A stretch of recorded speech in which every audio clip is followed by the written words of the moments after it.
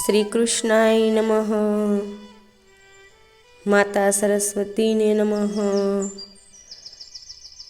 સત્સંગ સાગર યુટ્યુબ ચેનલમાં આપ સૌનું હાર્દિક સ્વાગત છે. આજે આપણે આ વિડીયોમાં સાંભળીશું શ્રીમદ્ ભગવદ્ ગીતા અધ્યાય 8 અક્ષર બ્રહ્મયોગ. અર્જુન બોલ્યા, હે પુરુષોત્તમ, બ્રહ્મ શું છે? અધ્યાત્મ શું છે? કર્મ શું છે? અધિભૂત કોને કહે છે અને અધિદેવ કોને કહે છે? હે મધુસૂદન, અધિયજ્ઞ કોણ છે? તે આ શરીરમાં કેવી રીતે છે? તથા સંયમી મનુષ્યો મરણ સમયે આપને કેવી રીતે જાણે છે?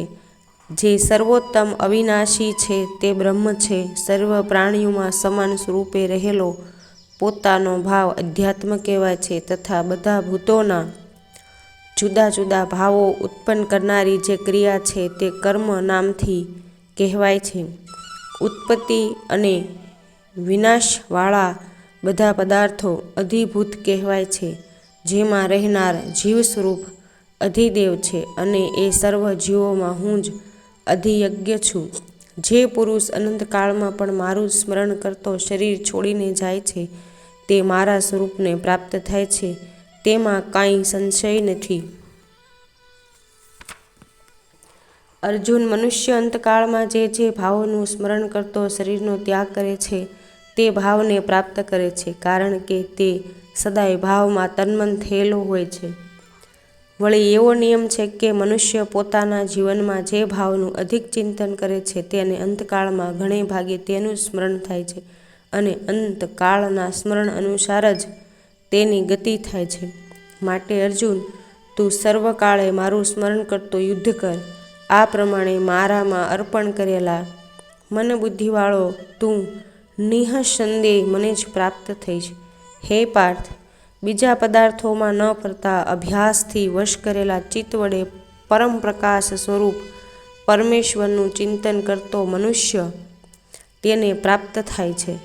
જે પુરુષ સર્વજ્ઞ, અનાદિ, સર્વના નિયંતા, સૂક્ષ્મથી પણ સૂક્ષ્મ, સર્વનું ભરણ પોષણ કરનારા, અચિંત્ય સ્વરૂપ, સૂર્ય સમાન નિત્ય પ્રકાશ સ્વરૂપ અને અવિદ્યાથી પર એવા પરમાત્માનું સ્મરણ કરે છે, તે ભક્તિયુક્ત પુરુષ અંતકાળમાં પણ યોગના અભ્યાસ વડે ભ્રુકુટીની વચ્ચે પ્રાણો સ્થાપિત કરીને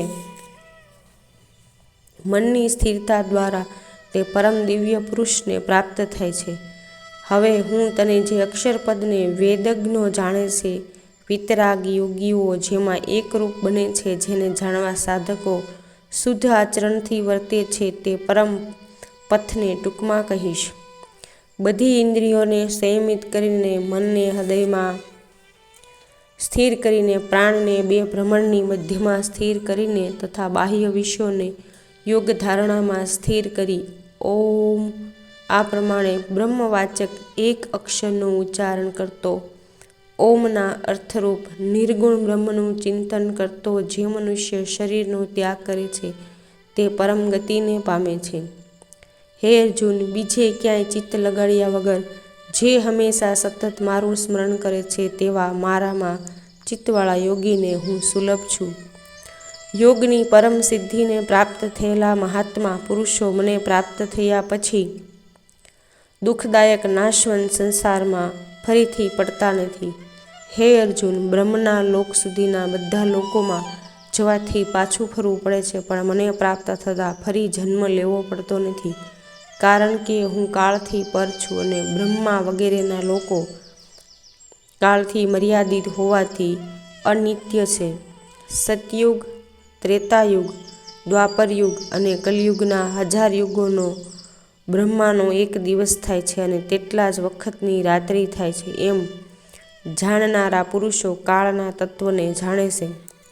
સંપૂર્ણ ચરાચર પ્રાણીઓ અને 5 મહાભૂતો બ્રહ્માનો દિવસ શરૂ થતાં અવ્યક્તમાંથી વ્યક્ત બને છે અને રાત્રિ થતાં તે અવ્યક્ત નામના તત્વમાં લીન થઈ જાય છે. આ બધા પ્રકૃતિને વશ રહેલા ભૂત સમુદાય બ્રહ્માના દિવસ અને રાત્રિના આરંભમાં ઉત્પન્ન થઈ લય પામ્યા કરે છે, પરંતુ આ અવ્યક્તથી પર જે સનાતન અવ્યક્ત ભાવ છે તે બધા ભૂતોમાં રહેલો હોવા છતાં બધા ભૂતો નાશ પામતા તેનો નાશ નથી થતો. તે અવ્યક્ત ભાવને અક્ષર એ પ્રમાણે કહે છે, તે સર્વશ્રેષ્ઠ ગતિ છે, તે જ મારું પરમધામ છે. તેને પ્રાપ્ત કરીને મનુષ્ય પાછો ફરતો નથી.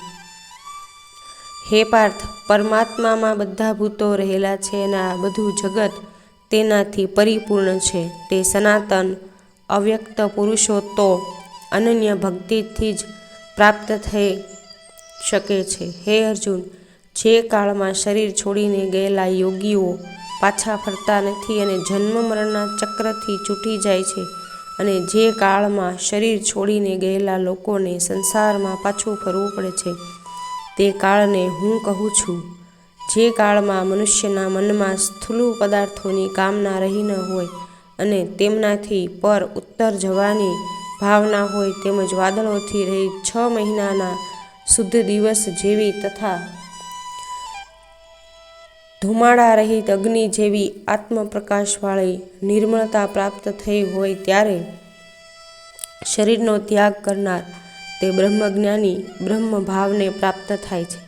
અને જે કાળે મનુષ્યમાં સકામ પ્રવૃત્તિ પ્રત્યે વલણ હોય, કામનાઓનો ધુમાડો તથા અજ્ઞાન અંધકારની રાત્રિ હોય, વાદળોવાળા 6 મહિનાના જેવું મન સંશયગ્રસ્ત હોય, ત્યારે ચંદ્રમા સમાન પરપ્રકાશિત વિષયોમાં અંજાયેલો સંપૂર્ણ કામનાવાળો યોગી સ્વપ્રકાશને પ્રાપ્ત કરતા મરણ પછી કામનાઓને લઈ પાછો ફરે છે.